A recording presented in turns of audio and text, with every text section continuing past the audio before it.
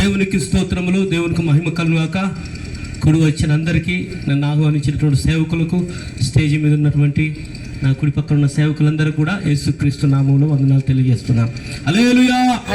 నాకు ఇచ్చిన సమయాన్ని సద్వినియోగం చేసుకుంటారు. పరిశుద్ధ గ్రంథంలో నుంచి ఒక మాట చదువుకుందాం.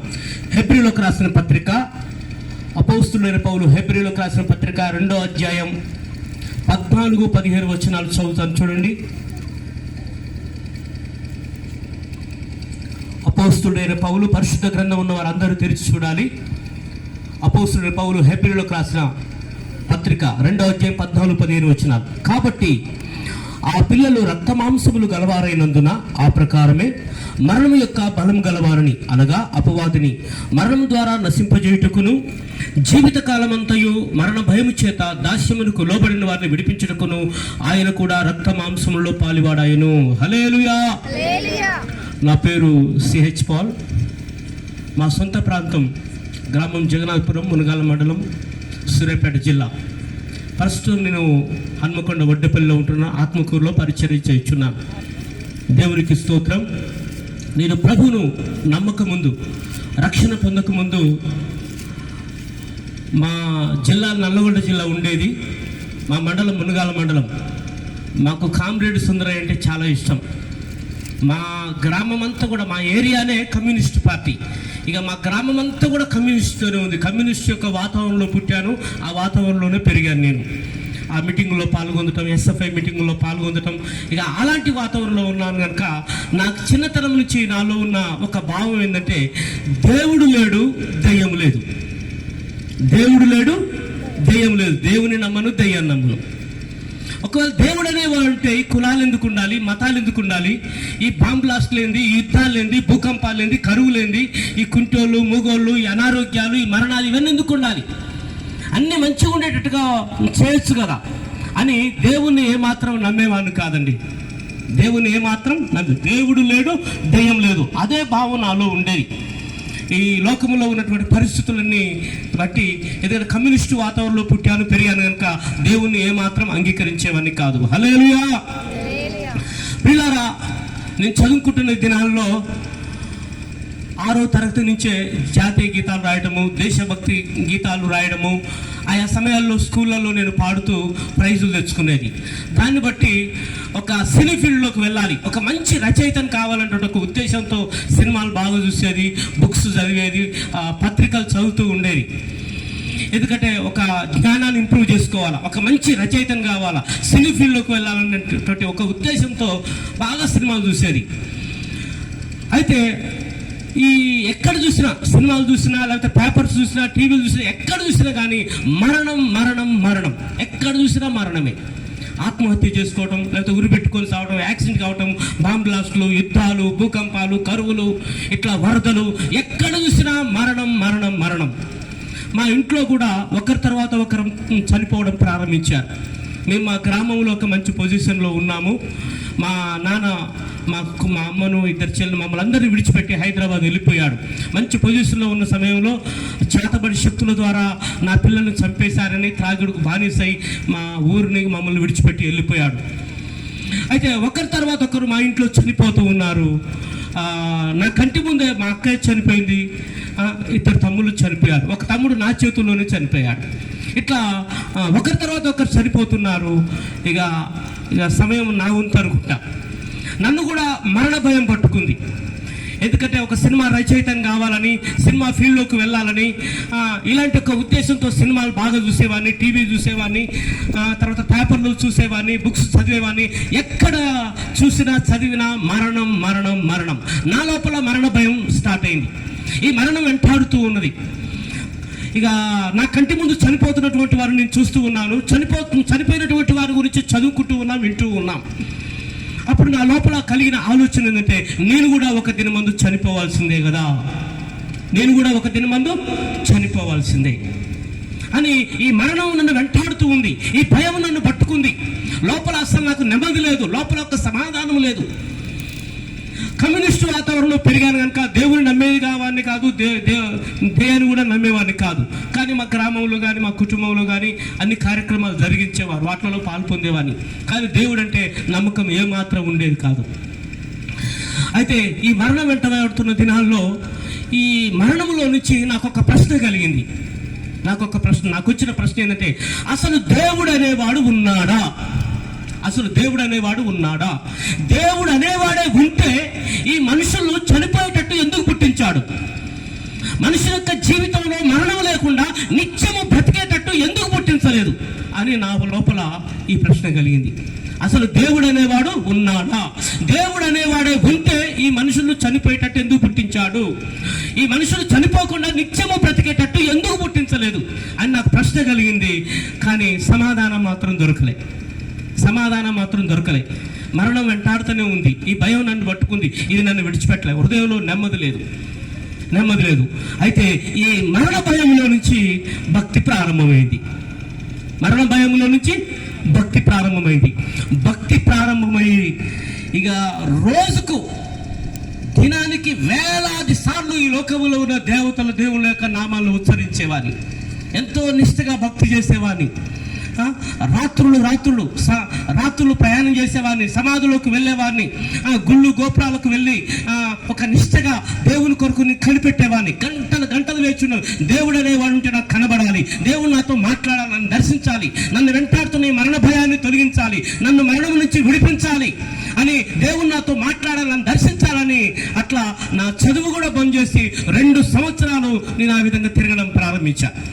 ఒక విషయాన్ని గమనించండి, దేవుడు అనేవాడు ఉన్నాడా? దేవుడు అనేవాడు ఉంటే ఈ మనుషులు చనిపోయేటట్టు ఎందుకు పుట్టించాడు? వీరు మరణం లేకుండా నిత్యం బ్రతికేటట్టు ఎందుకు పుట్టించలేని ప్రశ్న కలిగింది, కానీ సమాధానం దొరకలే. ఆ భయంలో నుంచి ఒక భక్తి ప్రారంభమైంది. ఇక భక్తి చేయడం ప్రారంభించా. ఒక సమయం ముందు ఒక విషయం విన్నా. నేను 8th క్లాస్ చదువుతున్న దినాల్లో హైదరాబాద్ కోంపల్లి ఏరియాకి వచ్చాను. అక్కడ మా పెదనాన్న వాళ్ళు ఉన్నారు.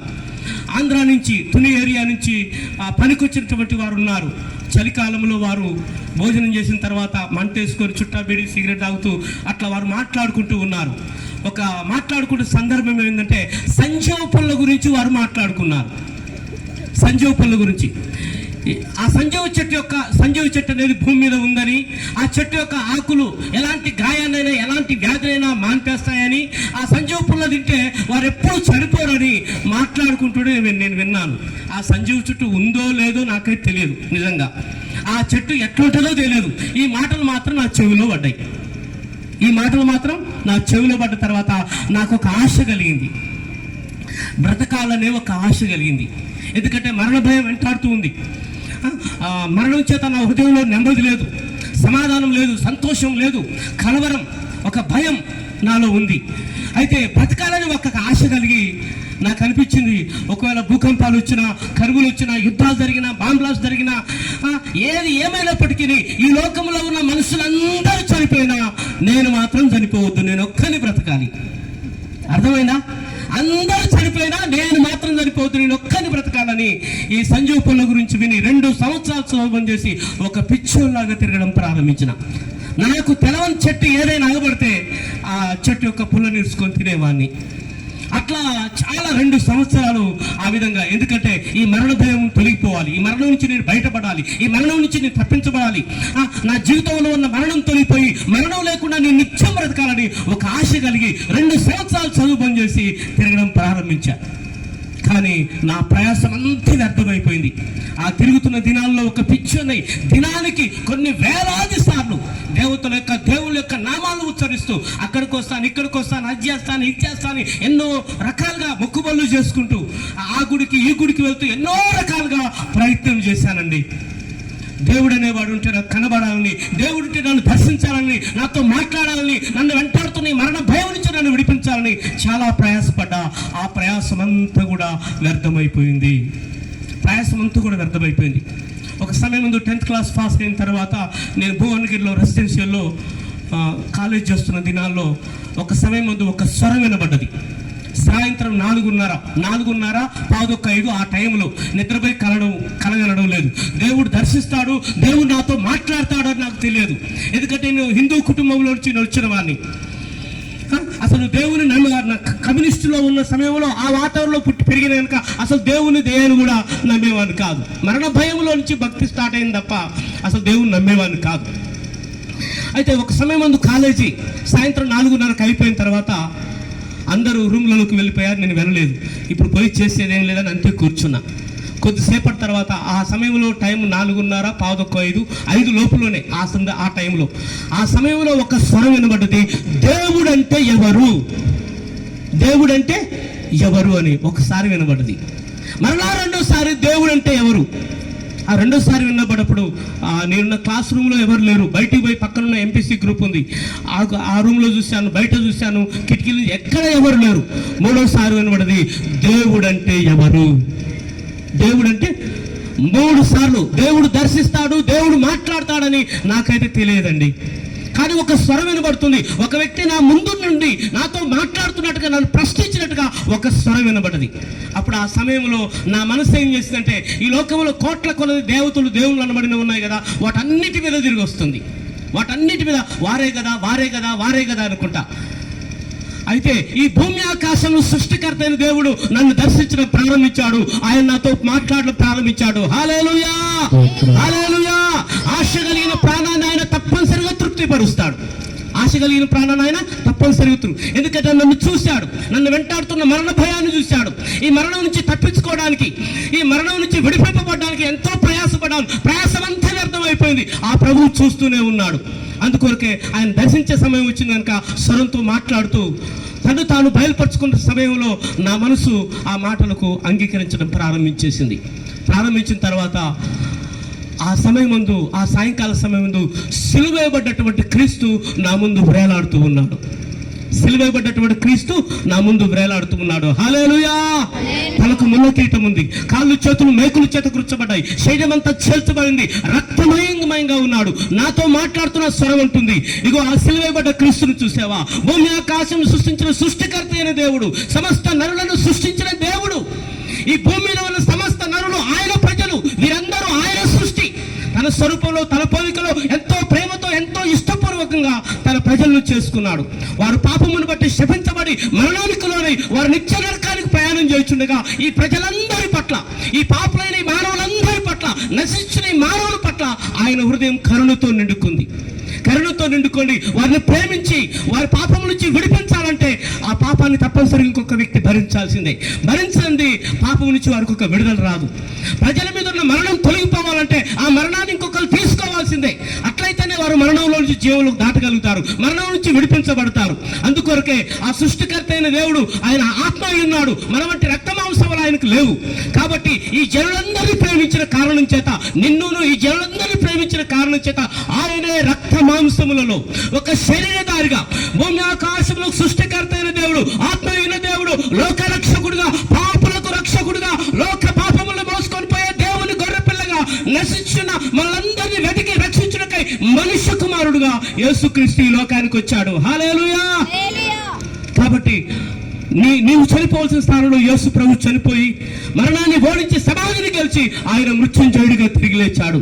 నీ మరణ భయంను తొలగించగలిగిన వాడు, నిన్ను మరణంలోంచి జీవోదానికి నీకు నిత్య జీవాన్ని ఇచ్చేవాడు యేసే అని ఆ స్వరం నాతో మాట్లాడినప్పుడు ఆ సమయంలో ఉన్న పాటను అక్కడ మోకరించేశాను. నా లోపల పాపాన్ని గురించి ఒక పశ్చాత్తాపం వచ్చింది. అప్పుడు ఒక తీర్మానం చేసుకున్నాను, ఇక నుంచి ఈ పాపములో నేను కొనసాగను, ఇక విగ్రహార్థం చేయను, ఈ అబద్ధములో, ఇక ఈ అవిధేయతలో, ఈ చెడు వ్యసనాల్లో, ఈ లోక సావాసంలో కొనసాగనని ఒక తీర్మానం చేసుకున్నాను. ఆనాటి నుంచి దేవుడు నన్ను కాపాడుతూ వస్తూ ఉన్నాడు. ఈ విధంగా మీ మధ్యన సాక్షిగా నిలబెట్టాడు. దేవునికి స్తోత్రం. ఈ మాటలు విన్నటువంటి హృదయంలో దేవుడు దీవించి ఫలింపజేయునుగాక. ఆమేన్.